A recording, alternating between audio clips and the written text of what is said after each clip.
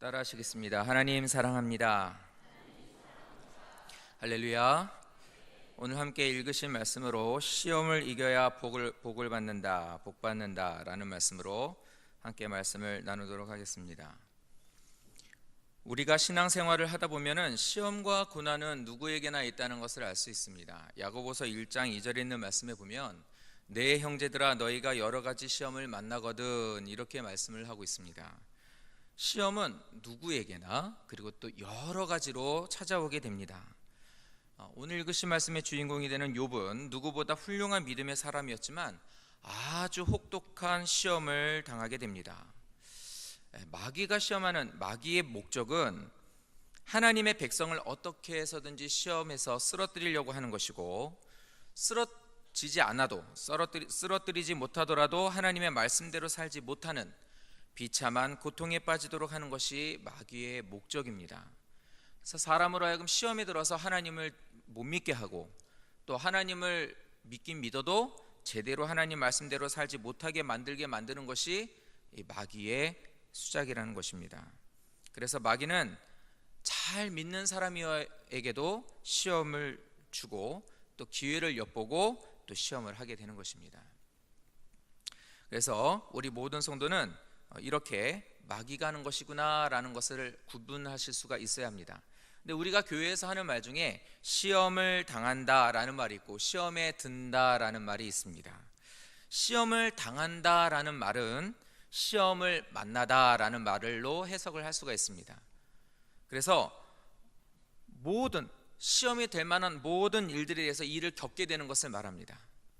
머리로 루터가 얘기한 것처럼 머리 위로 새들이 날아다니는데 그 새가 내 머리 위에 둥지를 틀지 못하게 해야 된다라는 말을 했어요. 그 말은 시험거리들은 많이 있다는 거예요. 시험에 될 만한 일들은 수도 없이 말로, 삶으로, 눈으로, 행동으로, 다른 사람을 통해 여러 가지로 그것들이 나에게 찾아온다는 겁니다. 이런 것들을 시험을 당한다라고 말을 하는 것이고, 시험에 든다라는 말은 시험 속으로 들어간다라는 말입니다. 그래서 시험에 들었다는 것은 머리 위에 둥지를 트는 것과 같이 내가 그 시험 속으로 들어가게 되는 것을 말하는 건데, 시험에 들어버리면, 시험 속으로 들어가게 되면 그때부터는 마귀의 말에 휘둘리게 돼요. 그래서 우리 삶 속에 어떠한 일들이 있어서 말로, 행동으로 아니면 생각으로 많은 것으로 하나님에게서부터 멀어지게 되는 것이 바로 이 시험에 든 상태를 말하는 것입니다. 저도 한 주간 지난주에 이제 시험에 든다, 시험이 이겨야 복을 받는다 이 이제 말씀으로 설교를 하라고 저희들이 담임 목사님이 안 계시는 기간 동안 누가 설교를 언제 하고 누가 사회를 보고 이제 이렇게 계획이 쭉 짜여져 있었는데, 이번 순서가 제가 되는데 제목이 시험을 이겨야 복을 받는다예요. 그래서 딱 이 말씀을 갖고 새벽 기도마다 기도를 하고 말씀을 준비하는데 시험에 들 만한 일이 생겨버렸네. 그래서 이 말씀을 준비하니까 또 이런 게 찾아오는구나. 아주 기분 나쁜 일을 당했어요. 야, 이거 설교 준비하니까 나한테 이런 거 또 주는구나. 그래서 이겨야겠구나 이 생각이 들더라고요. 그런데 이런 일을 당하는 것을 시험을 당한 거고, 근데 생각을 하고 보니까 진짜 괘씸하네. 기분 진짜 나쁜데 어떻게 나한테 이런 식으로 돼야지? 기도해야지. 기도가 안 되네. 이거는 시험에 든 거예요. 이렇게 되면 기도도 안 되고 말씀 듣기도 싫고 얼굴 보기도 싫고 그냥 한 번만 나한테 더 그러면 그냥 확 하고 그냥 쏴대고 이래버릴까 하면서 악을 품게 되는 그런 상태를 말하는 것입니다. 자, 구체적으로 시험엔 두 종류가 있습니다. 첫 번째는 하나님께로부터 오는 시험이 있습니다. 이것은 보통 뭐라고 말하냐면 테스트라고 말을 합니다. 그래서 더욱 성도가 성결케 하기 위해서 주시는 연단, 그리고 믿음과 순종의 여부를 테스트하시는 거예요. 하나님께서 이렇게 우리를 테스트하시는 이유는 바로 복을 주시려고 하는 이유가 제일 큽니다. 믿음을 견고하게 하시기 위해서 주시는 의도가 커요. 그래서 이런 일들로 인해서 하나님께 복을 받는 사람들도 많이 있습니다.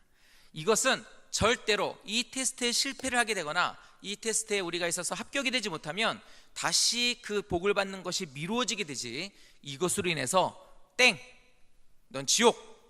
너는 내 자녀 아니야! 하나님께서 그러지는 않으시는 거예요. 아브라함은 하나님께서 아들을 바치라는 테스트를 하시죠. 아들을, 네 독자 아들을 내게 다오 라고 하는 하나님께서 아브라함을 시험을 하시게 됩니다. 근데 그가 오랜 시간 동안 시험을, 하나님께서 주시는 테스트를 하고 역경을 이겨내면서 하나님께서 딱 이 테스트를 하실 때 그가 알겠습니다 하고 아들을 바치게 됩니다. 그랬을 때 창세기 22장 12절 말씀에 보니까 하나님께서 아브라함한테 이렇게 말씀하십니다. 내가 이제야 네가 하나님을 경외하는 줄을 알겠노라. 이렇게 말씀하세요. 이제 알겠다, 이제 멈춰라 하고 하나님께서 그의 그 테스트했던 것을 거기에서 마치게 됩니다. 그리고 나서 그에게 어떤 일이 벌어지느냐, 이 일이 있은 후에 그에게 있어서 아브라함 자신뿐만 아니라 그의 자손들 그리고 또 그의 민족에게 하나님께서 큰 복을 주시게 되게 됩니다. 사랑하는 성도 여러분, 하나님께서 주시는 테스트가 이렇게 우리에게 예비하신 복을 주시려는 의도인 것을 아셨다면 그 테스트를 꼭 이기시기를, 잘 통과하는 성도 되시기를, 그래서 복 받으시기를 예수님 이름으로 축원드립니다. 이 테스트 얘기가 나오니까 생각나는 게, 이제 저희 같은 경우는 우리 교회는 담임 목사님한테 부목사들이나 특히 부목사들이 참 훈련을 많이 받습니다. 많이 받았어요. 그래서 여러 가지로 목사는 도둑질 빼고 다 할 줄 알아야 된다라는 것부터 시작을 해서 정말 많은 테스트를 받았어요. 근데 테스트하니까 생각나는 말이, 이상하게 유독 나한테는 이상한 테스트를 많이 하셨어요. 설교에 대해서, 설교 그렇게 하면 안 된다, 그렇게 해가지고 사람의 영이 살겠냐, 이렇게 막 코치를 해주세요. 그런데 설교를 했는데 내 스스로가 흡족해서 그 다음날 목사님 어제 설교 어떠셨는지 좀 평가 좀 해주세요. 생각이 안 나. 이러시는 거예요. 이상하죠? 목자들 이제 저희가 야외를 갑니다. 1년에 한 번. 그럼 부목사들한테 가까운 데 가면 부목사들, 교회차가 5대 정도 되면 부목사들한테 한 대씩 차를 다 맡겨요. 그래서 목자들 태우고 와라 그래요. 쭉 갑니다. 그럼 딱 그러십니다. 이지원 목사 왔어? 여기 있습니다. 다 왔구만. 이러신단 말이에요. 뭔 테스트일까요? 저희 교회는 정말 목사님들 훈련을 많이 해주셨어요. 그래서 저희 교회 부목사들은 이제 저희 위에 있었던 위에 선임 목사들도 보면 어디 가도 빠지지 않을 만큼 그래도 목회는 잘 하는 것 같습니다. 실력이 있는 건 잘 모르겠지만 그래도 배운 대로 하는 그 모습에 정말 잘 괜찮은 목사님들을 많이 만난 것 같습니다. 그래서 개인적으로도 제가 우리 교회가 6번째 이제 사역지인데 저희 목사님은 저한테 은사가 되시는 분인 것 같아요. 성도님들도 테스트 그리고 또 목사님을 통해서 훈련 많이 받으시고 좋은 성도 되시기를 바랍니다. 두 번째 있는 시험은 마귀가 주는 시험입니다. 마귀가 주는 시험은 유혹과 고난을 통해서 성도들로 하여금 믿음을 버리게 만들어요. 그리고 타락하게 만들고 멸망으로 이끌게 합니다. 그래서 마귀가 주는 시험에 잘못 걸리게 되면, 아까 말씀드린 대로 시험에 들어버리게 되면 이 사람은 아주 심한 열병을 앓거나 심할 경우에는 하나님을 떠나게 되는 일들도 생기게 됩니다. 사람의 욕심에 이끌려서 욕심을 이용해서 가장 연약한 부분을 통해서 사람들을 시험하게 되는데, 가장 크게 시험을 주는 것은 사람을 통해서 그리고 또 돈을 통해서입니다. 특히 이 돈이라는 것은, 돈에 대한 욕심은 식욕하고는 또 달라요. 식욕은 많이 먹고 나면 그 순간에 있어서 배부르면은 다른 것들이 보이지가 않습니다. 먹기 싫습니다. 아무리 먹는 것을 좋아하는 사람도 맛있는 것을 먹고 자신의 배가 부르게 되면 더 이상 음식이 먹기 싫습니다. 보기 싫어져요. 자기가 또다시 배가 고프기 전까지는.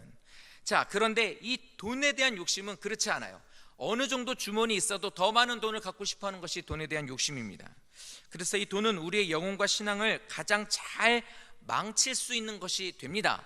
그래서 성경에서 또 예수님이 성경을 통해 말씀을 통해서 우리에게 이 돈에 대한 얘기를 많이 하시는 거예요. 지난주 설교 시간에 말씀을 하시는데 목사님이 말씀하실 때 그 얘기를 하시더라고요. 성경에 보면, 신약 성경에 보면 믿음과 기도에 대해서는 500개 정도 되는 구절의 말씀이 있고, 예수님의 말씀에 돈에 관련되어 있는 말씀은 2000구절 정도가 된다는 겁니다. 2000단어 정도가 나온다는 거예요. 그러니까 믿음과 기도보다 돈에 대한 이야기를 더 많이 예수님이 하셨다는 거예요. 예수님이 돈이 부족해서 그렇게 얘기하신 게 아니에요. 바로 지금 말씀드린 이겁니다. 사람에게 있어서 가장 사람을 잘 망치고 하나님에게로부터 돌아서게 만드는 것에 대한 이것이 바로 돈이기 때문입니다. 말씀으로 한번 이유를 대면 이겁니다. 디모데전서 5장에 있는 말씀에 보면 6장 10절 말씀에 보면 이렇게 말씀합니다. 돈을 사랑함이 일만하게 뿌리가 되나니 이것을 탐내는 자들은 미혹을 받아 믿음에서 떠나 많은 근심으로써 자기를 찔렀도다, 이렇게 말을 합니다. 돈이라는 것을 사랑하는 것이 모든 악의 뿌리가 되는데, 그 사랑하는 것을 다른 말로 하면 뭐예요? 탐내는 자는, 그 탐내는 자는 자기를 찌르는 것과 같대요. 처음에는 사랑하는 거라고 생각해서 좋아하고 애착을 갖고 애정을 갖고 좋은 것으로 말하지만, 그 뒤로 가면 그걸 탐내는 거로 말을 하게 되고, 그 탐내는 것은 결국 자기를 찌르는, 자기에게 해를 입히는 것이 되는데 그것이 돈이다, 이렇게 말합니다. 그래서 이 돈에 대해서 어떻게 말하느냐? 물질은 섬기는 대상이 될 수 없다. 돈이라는 것은 절대로 섬기는 것이 될 수 없다. 그래서 예수님이 2000곳에서 단어를 사용하시면서 말씀하는 것은 하나님께 드리는 것, 그리고 또 이것을 하나님이 기뻐하시는 일에 쓰고 나누고 베푸는 것, 이런 것으로서 하나님께서 훈련하시고 말씀하셨다는 거예요. 우리에게 있어서 이 돈에 대한, 마귀가 자꾸만 사용하는 돈에 대한 것을 어떻게 예수님이 해결하셨느냐? 하나님께 드리거라, 많은 사람들에게 나누거라, 그리고 그것으로 베풀거라. 다시 말하면 돈의 용도를 정확하게 알고 있으라는 겁니다. 그래야만 이것이 하늘의 보화를 쌓아두는 성도가 되고 그 지혜가 될 수 있다고 말씀을 하는 거예요. 목회자들은 헌금 설교하는 이유가 바로 이겁니다. 우리가 교회에서 헌금에 대한 설교와 돈에 대한 설교를 하는 것이 이거예요. 근데 마귀는 여기서 또다시 한번 성도들에게 가서 귀를 긁어요. 저봐 돈 얘기하는 거 봐. 너 돈 없고 돈 귀하게 여기는 거 또 저렇게 얘기하는 거 봐. 이렇게 하면서 거기서 또다시 불만을 막 갖게 하는 거예요. 목회자들이 헌금 설교하는 것은 다른 의도가 아니라 바로 예수님이 말씀하신 이 의도 때문입니다. 만약에 다른 의도로 인해서, 만약에 다른 의도를 갖고 물질과 돈에 대해서 설교하는 목회자라면 그건 반드시 하나님께서 판단하실 거예요. 그런 걸로 하나님 앞에 판단받는 게 두렵습니다. 그렇기 때문에 우리 교회 목회자들은 그런 것으로 그런 의도를 가지고 설교하는 목사들이 없고 그런 교회가 아닙니다. 그러므로 1년에 2번 있는 헌금 설교에 대한 것을 기존에 있는 성도들이라면 시험 들지 마시기를 바랍니다. 예수님이 우리에게 어떻게, 왜 말씀하시는지 그 의도를 정확하게 아시기를 바랍니다. 돈을 섬기거나 또 돈으로 인해서 시험 드는 것이 아니라, 시험 들어야 될 것이 아니라 물질을 다스리십시오. 그리고 옳게 사용하십시오. 이렇게 되면 오히려 그 돈으로 인해서 하나님께서 더 풍족하게 해주시는 복 또한 받게 되게 될 것입니다. 그런 성도 되시기를 예수님 이름으로 축원드립니다. 자, 시험은 이제 이렇게 됐고, 시험이라는 것의 종류는 2곳이 있다고 그랬습니다. 그러면 어떻게 해서 이런 마귀가 주는 시험을 이길 수 있느냐? 첫 번째, 믿음으로 주님을 의지해야 돼요. 예수님도 이 땅에서 우리와 같이 똑같은 인간의 모습으로 태어나셨습니다. 이 땅에 있는 모든 인간들, 죄 많은 인간들을 구원하시기 위해서 육신의 몸을 입고 이 땅에 오셨는데, 이 땅에 오신 예수님은 가난한 목수의 집안에서 태어나셨어요. 그렇게 하셨고 어린 시절을 지내면서 이제 예수님께서 복음을 전하시게 될 때는 형제들, 동생들에게도 우리 형 이상해, 우리 오빠 이상한 사람 같아, 왜 저러고 다니는지 이해를 못하겠어 라고 하면서 인정을 받지 못했고, 동네 사람들도 이 동네에서 뭔 선한 게 나겠다고 저런 게 나와서 저러느냐, 인정을 안 해줬단 말이에요. 그렇게 하면서 하나님의 사역을 시작을 하고, 그 이후에는 많은 정치 지도자들과 종교 지도자들에게 많은 핍박을 받게 됩니다. 조롱을 받게 됩니다. 나중에는 채찍질을 당하게 되고, 조롱을 당하게 되고, 침뱉음을 당하게 되고, 후려 맞게 되고, 나중에는 그 치욕스러운 십자가를 지고 고통스럽게 이 땅에서 삶을 장식하게 됩니다. 예수님의 이 모든 것의 그 고난과 그 시험이라는 것을 몸소 다 경험하셨기 때문에 이 땅에서 살고 있는 우리의 연약함을 누구보다 잘 알고 있는 것이 예수님이시라는 거예요. 그러니 의지하라는 거예요. 도와주겠다고. 예수님께서 말씀하실 때 그렇습니다. 사도 바울의 고린도전서 10장 13절 말씀에 보면 사람이 감당할 시험 밖에는 너희가 당할 것이 없나니 당한 것이 없나니 오직 하나님은 미쁘사 너희가 감당치 못할 시험 당함을 허락하지 아니하시고 시험 당할 쯤에 피할 길을 내사 너희로 능히 감당하게 하셨느니라. 다 알고 계시다는 거예요. 내가 안다. 너희가 아는 거 나도 다 겪어봐서 알고 그 아픔 나도 알고 그 힘든 거 안다. 도와줄게. 성령님을 보내주셔서 도와줄게. 우리를 돕기를 원하시거든요. 그래서 시험 당할 때 혼자 놔두지 아니하시고 계속 우리를 도우시는 겁니다. 이 말씀은 이 말씀과 같아요. 우리가 믿고 의지할 수 있는 분이시기 때문에 감당할 방법들을 우리에게 보여주시고 그 길을 예시하여 주셔서 그 일을 능히 감당할 수 있도록 인도해 주신다, 이 말을 하고 있는 것입니다. 고난이 많았던 다윗도 그랬어요. 다윗도 잘못한 것이 없는데 괜히 사울왕한테 계속 쫓김을 당하고 죽임을 당하게 되죠. 죽임을 당하는 그 자리까지 갑니다. 계속 생명의 위협을 받고서 도망다니게 됩니다. 그런데도 거기에 있어서 이 사람은, 다윗은 뭐라고 얘기하냐면, 내가 사망의 음침한 골짜기를 다닐지라도 내가 해를 받음을 두려워하지 않는 것은 주님께서 나와 함께 하시기 때문이다. 주님이 나와 함께 하시기 때문에 나는 두려워하지 않겠다라고 했어요. 시험에 대한, 해를 당하고 사망의 음침한 골짜기로 들어가는 것에 대한 것을 하나님 이게 왜 어떻게, 이게 아니라 그 모든 환경에 대한 것을 덮어두고 주님이 나와 함께 하시기 때문에 나는 뭐 그런 것 전혀 지장이 없습니다. 우리말로 하면 내가 주를 의지하고 주님이 나와 함께 하시니 나는 별로 문제되지 않습니다. 괜찮습니다. 이런 환경 힘들지만 주님이 나와 함께 하신다면 괜찮습니다. 다윗의 이 시험당함에 대한 것을 이렇게 이겨나갔기 때문에 하나님은 다윗을 예뻐하신 거예요. 그리고 그에게 승리라는 것을 주신 겁니다. 사랑하는 성도 여러분, 주를 의지하십시오. 돕기를 원하시는 주님을 의지하십시오. 도우시기 위해서 같이 곁에 와 계신 주님을 부르십시오. 그러면 분명히 도와주실 줄을 믿습니다. 시험 당할 때 분명히 역사하심으로 승리하시는 것을 경험하실 거예요. 세 번째, 우리가 시험을 이길 수 있는 세 번째 방법은 기도입니다. 마태복음 26장 41절 말씀해 보니까 시험에 들지 않게 깨어 기도하라, 이렇게 말씀하고 계세요.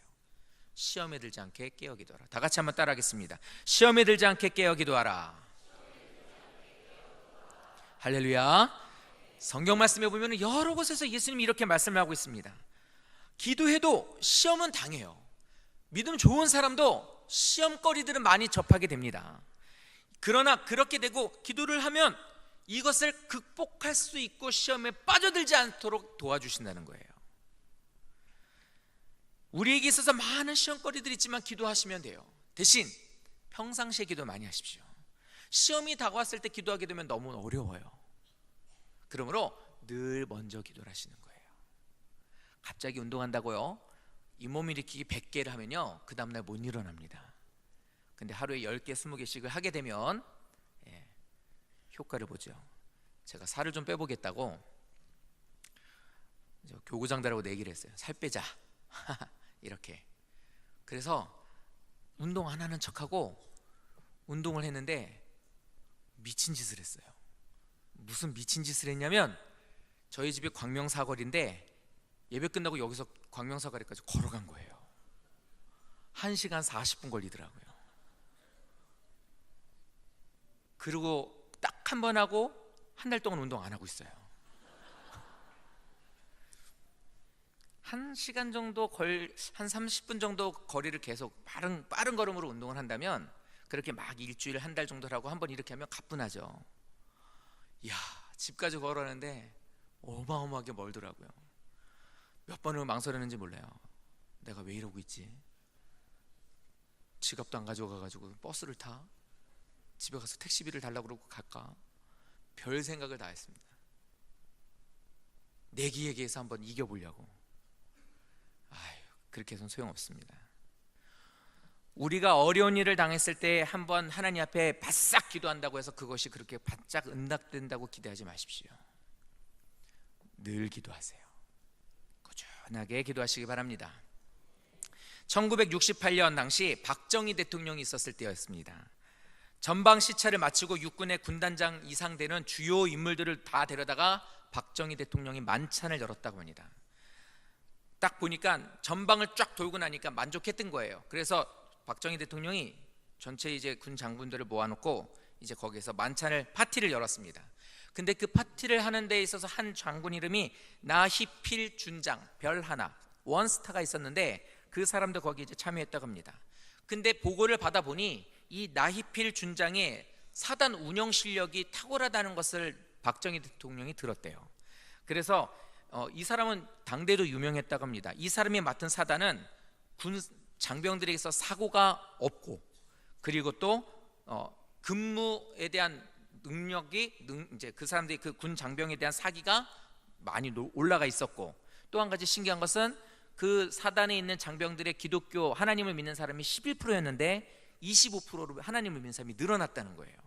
나희필 장군이지만 나희필 장로였습니다. 자, 그랬는데 이제 일이 하나 벌어진 거예요. 박정희 대통령이 딱 모아놓고 이제 당신들 열심히 이렇게 한 거 잘했다, 기분이 너무 좋다 이러고 쫙 거기에서 이제 막 하는데, 건배 이걸 하기 전에 자기가 이제 딱 털어놓고 빈잔에 잔을 가득하게 채워넣어서 나희필 장로 앞으로 딱 가서 딱 얘기를 하대요. 이렇게 딱 내놓으면서 자, 축하의 술잔이요 이러면서 딱 그에게 내놓았다라는 거예요. 근데 이 장로님은 술을 안 먹기로 유명한 장로였대요.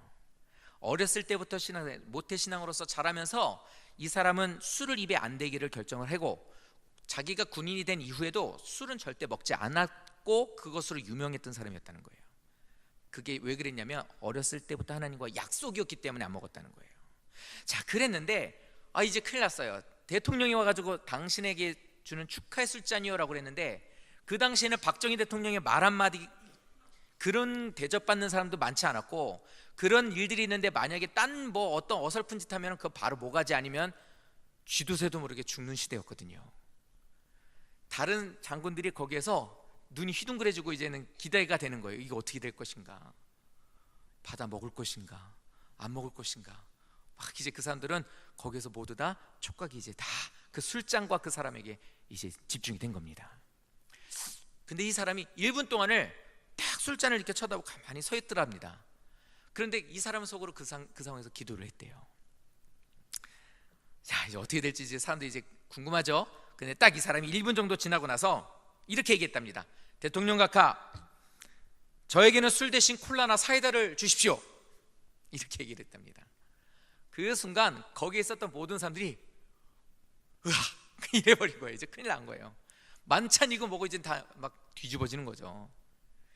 이래버리면 이제 막 거기 이제 난리가 나는 거니까 막 그러고 있었답니다.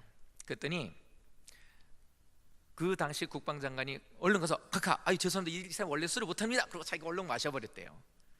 그러고 나서 이제 뭐 하하 이러고 웃고 말았는데, 딱 마치고 나서 박정희 대통령이 나가면서 그랬답니다. 어깨를 탁 치면서 네가 진짜 기독교인이다, 이러고 나갔다는 거예요. 그러고 나서 그 다음날 이 사람은 이제 청와대에서 사람이 오기를 기다린 거예요. 뭐냐면 이제 그거거든요. 강등 아니면 옷 벗는 거 아니면은 안기부로 이제 끌려가는 거. 이제 어떤 이제 처분이 올지 몰라서 거기에서 기다리고 있었는데 그랬답니다. 하나님, 나는 제가 할 일을 했을 뿐입니다. 이 이후에는 어떤 것도 저는 괜찮습니다. 후회하지 않습니다. 저는 하나님을 사랑합니다. 이렇게 계속 기도를 하고 있었대요. 그리고 얼마 안 있다 청와대에서 사람이 나왔어요. 딱 그 얘기한 게 뭐였냐면 1계급 특진, 별이 하나가 더 붙어서 소장이 되었고 육군본부 참모 부장으로 승격이 되었다고 합니다. 그 당시에는 그렇게 그 사람한테 반론하거나 뭐 토달 수 있는 일이 그런 일이 없었던 때였는데, 이 사람은 신앙 때문에 그랬던 거예요. 시험이 왔을 때 하나님을 믿는 사람으로서의 자격과 모습과 하나님과 결부되어 있는 자신의 삶에 대한 모든 것들이 이제 보여지게 되는 그 순간에 늘 기도로서 하나님과 약속한 것을 이뤘던 이 사람은 마침내 하나님께서 시험을 이길 수 있게 해주셨던 겁니다. 사랑하는 성도 여러분, 깨어 기도하십시오. 그리고 집중해서 기도하십시오. 그리고 평상시에 기도하시기 바랍니다. 마귀는 우리에게 건강으로 시험을 주고, 물질로 시험을 주고, 가정으로 시험을 주고, 인간관계로 많은 시험들을 줍니다. 하지만 이렇게 늘 기도하는 성도라면 믿음으로 반드시 승리하게 될 줄을 믿으시기를 바랍니다. 2주 전에 담임 목사님께서 금요기도회 전에 우리한테 이제 어떤 딱 이제 문자가 왔어요. 꿈을 꿨는데 우리 교회에 시험이 오는 꿈을 꿨다. 근데 한 번 꾸고 만 것이 아니라 이런 꿈을 몇 번을 꿨는데, 그래서 기도하고 있으니 오늘 금요기도회는 다 같이 기도했으면 좋겠다. 그리고 계속 마귀가 우리 교회에 시험을 주지 못하도록 기도하라. 이렇게 하고 이제 문자가 온 거예요. 뭔 문자든 일단 문자가 오면 덜컹해요. 저희는 그냥 이런 어떤 명령이나 아니면 어떤 업무에 대한 지시를 받아도 덜컹해요. 평상시에 목사님을 엘리베이터 앞에서 봐도 덜컹하죠. 지난번에 한번 그랬어요. 이렇게 그냥 점심을 먹으려고 이렇게 가는데 막 성도들이 막 우르르 막 오는 거죠. 왜 그래요? 그랬더니 담임 목사님 엘리베이터 타러 오신다고. 그래서 그래요? 그리고 저도 뛰어갔어요. 그냥 저도 이게 무의식적으로 같이 이렇게 다들 움직여요. 이유는 잘 모르겠는데 다들 그렇게 됩니다. 근데 딱 이렇게 명령이 온 거예요. 근데 이 일이 저희한테는 예산일로 들리지 않았어요. 왜 그러냐면 저희 교회가 건축하기 전에 담임 목사님이 이런 일을 경험했거든요. 그랬는데 마귀를 기도로 물리쳤는데 새끼 뱀 같은 게 한 마리가 우리 교회로 들어왔다. 그거를 못 잡았다. 기도하라. 그래서 기도를 했는데 진짜 교회 시험이 왔었어요. 그런데 감사하게도 그 말이 있고 나서 성도들이 정말 기도를 많이 했거든요. 그러고 나서 사실 그 일들이 잘 넘어갔습니다. 그걸 우리가 경험하고 나니까 이런 일을 내가 경험했으니 우리 성도들 기도해라 그러면 뭔 일이 갑자기 일어날 것 같아서 막 이제 기도가 되는 거예요. 감사하게도 2주 지나는 동안 우리 교회는 시험이 없었어요. 더 많이 기도하셔서 시험거리가 없는 우리 교회가 되기를 원합니다. 기도하셔야 돼요. 성도와 교회는 배와 같습니다. 그래서 모두가 하나가 되어서 기도하면 우리는 망망대해를 아주 순풍으로 갈 수 있지만, 기도하지 않으면 풍랑이 덮치게 되고 파도가 일게 되고 배가 부셔지게 되는 그런 일들도 경험하게 됩니다. 그래서 우리 집사님이 기도하니까, 우리 목사님이 기도하니까, 딴 사람들이 기도하니까 이러지 마시고, 그 시험에 대한 것이 내가 될지도 모르니 모두가 다 내일이라 생각하고, 하나님 우리 교회에 시험이 없게 하시고 나를 통해서 시험 들어오지 않게 하시고, 이 일로 인해서 우리가 더 하나님의 살아계심을 경험할 수 있게 해주세요. 기도하는 성도 되시기를 바랍니다. 자, 반대로 시험을 이기기 위해서는 절대 하지 말아야 될 것이 있습니다. 첫 번째가 원망입니다. 욥은 일시에 큰 재난을 만났어요. 자녀를 다 잃었습니다. 그 많은 재산이 송두리째 싸그리 없어졌습니다. 그런데 그런 가운데서도 욥은 이렇게 고백을 합니다. 말씀 한번 읽어보겠습니다. 읽으셨던 본문 21절과 22절에 있는 말씀을 다 같이 함께 읽도록 하겠습니다. 이르되 내가 모태에서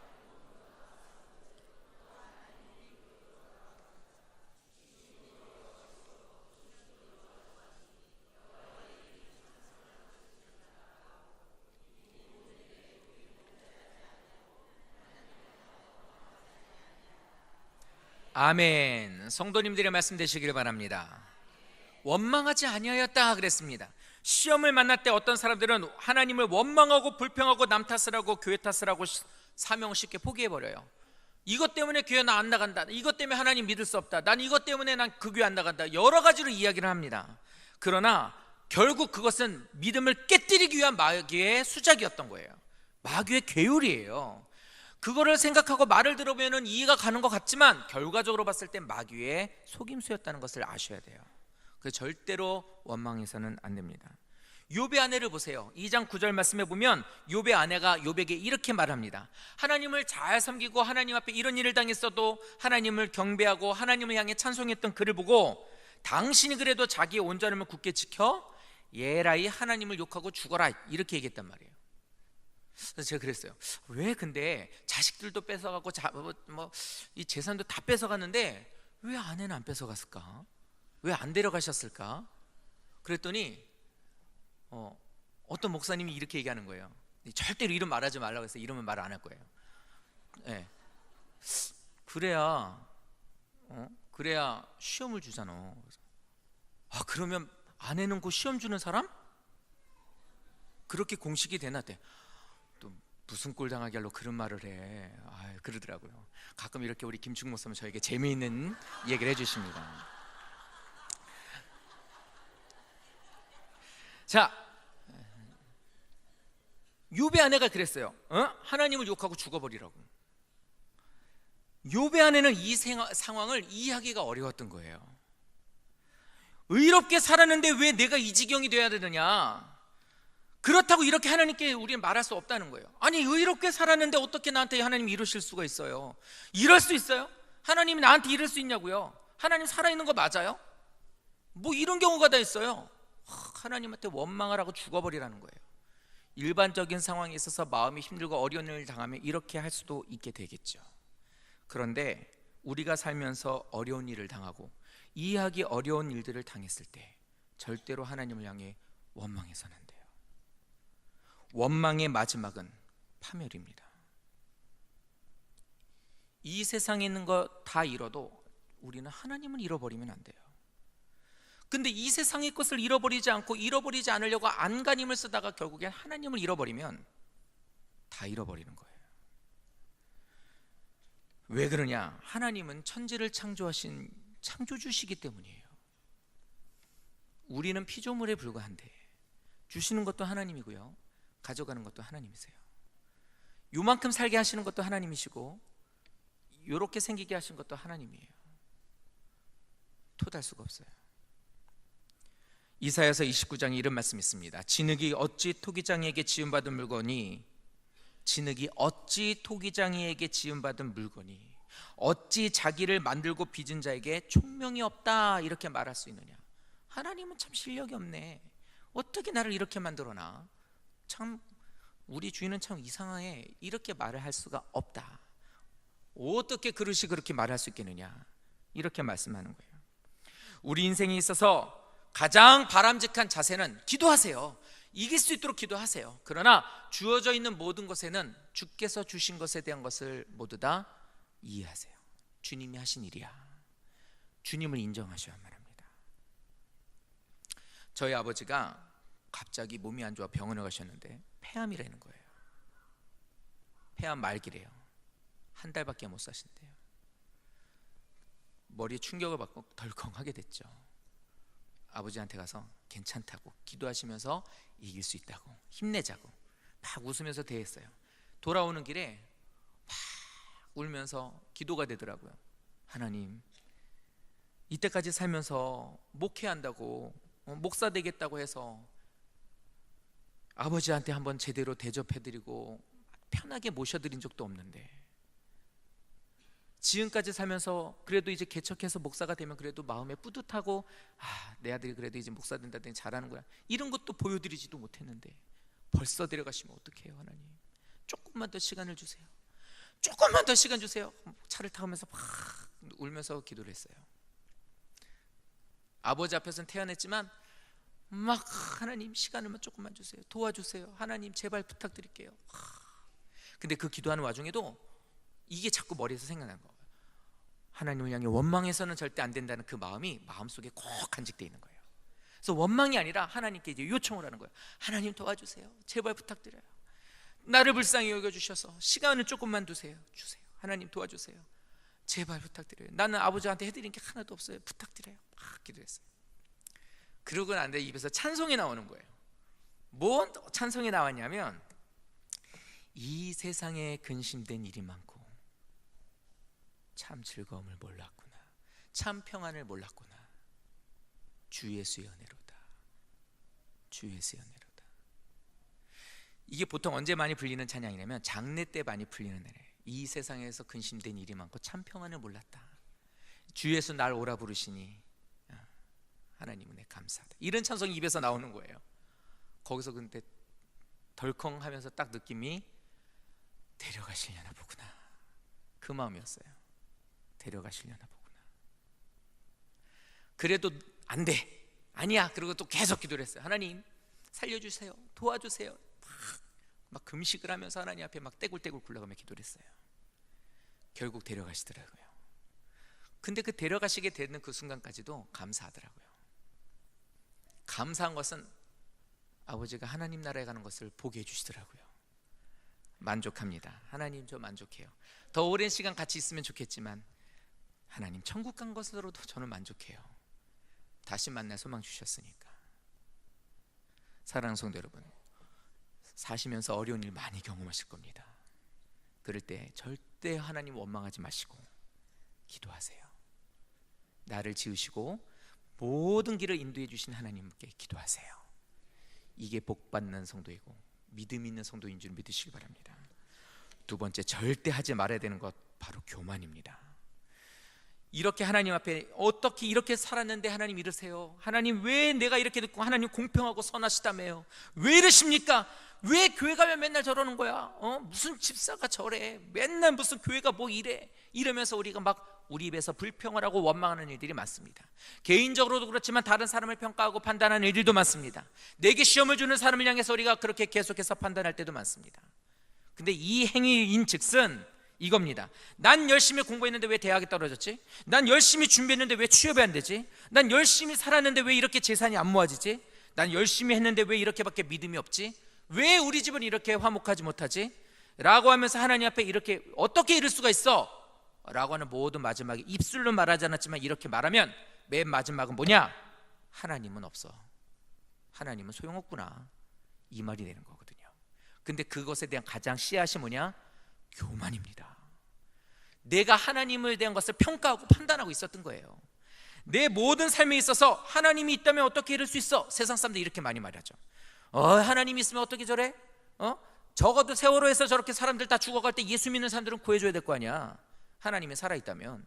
근데 어떻게 하나님 믿는 사람들도 저렇게 다 죽여?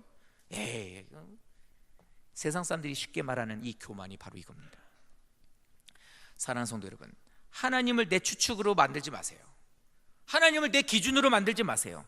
내 말 들어주면 하나님이고 내 말 안 들어주면 하나님이 아니신 분으로 만들지 말라는 겁니다. 우리의 삶 속에서 바울이 그렇게 얘기했어요. 내가 이 땅에서 이렇게 살고 사역하면서 내가 알았는데 나는 어떤 형편이든지 자족하기를 배웠다. 비천한 것에도 풍부한 것에도 배부른 것에도 배고픈 것에도 내가 궁핍하여도 내가 풍부하게 있을 때도 나는 그 모든 것에서 사는 것에 대해서 비결을 배웠는데 그 모든 것 바로 능력 주시는 자 안에서 내가 모든 것을 할 수 있느니라. 이 말은 환경에 대해서 지배받는 것이 아니라 나는 주님에 의해서 시험에 올지라도 주님이 나와 함께함으로 이길 수 있느니라. 주님의 이 모든 일들로 인해서 나는 환경을 이길 수 있느니라. 이 말이 되는 것입니다. 지금까지 내가 살면서 얼마나 많은 시험을 당했느냐, 아니 나는 얼마나 많이 나는 평탄하게 살았느냐, 인생을 돌아보며 그것을 생각하고 앞으로도 평탄하게 살았으면 좋겠는데, 앞으로는 내가 전에 당했던 이런 어려운 일 앞으로는 안 당했으면 좋겠는데, 이것을 생각하지 마시고 내가 이전에 주와 함께 살았었느냐, 내가 주 안에 있었느냐 없었느냐를 먼저 생각하셔야 돼요. 인생을 마칠 때쯤 되면 모든 것을 평가하고 거기에서 모든 것을 이제 수를 헤아리고 모든 것을 정산하시게 될 때에 이것이 없으면, 주와 함께하고 있었던 내 것이 없어서 주를 원망하고 교만하는 것이 내 마음에 있었다면 나는 절대로 하나님 앞에 인정받을 수가 없습니다. 사랑하는 성도 여러분, 시험을 만나셨을 때 주님이 내 안에 계시는지를 먼저 확인해 보세요. 그리고 주님이 나와 함께 하시면 나는 능력 주시는 자가 내 안에 있기 때문에 이 모든 것을 이길 수 있다라는 마음으로 기도하십시오. 그러면 이기실 수 있습니다. 우리 사랑하는 모든 성도들이 시험을 만날 때 이렇게 이기셨으면 좋겠어요. 어려운 일을 만났을 때 이렇게 이기셔야 합니다. 이렇게 이기는 자에게 주시는 복, 정금과 같은 사람으로 만들어 주신대요. 그래서 믿음에 서 있어서 언제나 그의 얼굴이, 그의 모습이 주님의 능력으로서 빛이 나게 해주시는 거예요. 그를 보면 언제나 흔들림 없는 믿음으로 서고 있는 하나님의 자녀 모습을 보게 해주시는 겁니다. 재산이 없어도 내가 이 믿음의 재산을 갖고 있어 자식들에게 그 재산을 물려줄 수 있는 자가 되면 이 땅에 있는 그 무엇으로 물려주는 자식보다 훨씬 더 큰 것을 물려주는 자가 되시는 거예요. 그것을 소유하고 있으면 이 땅에 1억만금을 갖고 있어도 부럽지 않은 자가 될 수 있는 것입니다. 시험을 이기면 어떤 복을 주시느냐? 영적으로 하느님과 깊은 관계를 유지할 수 있는 복을 주십니다.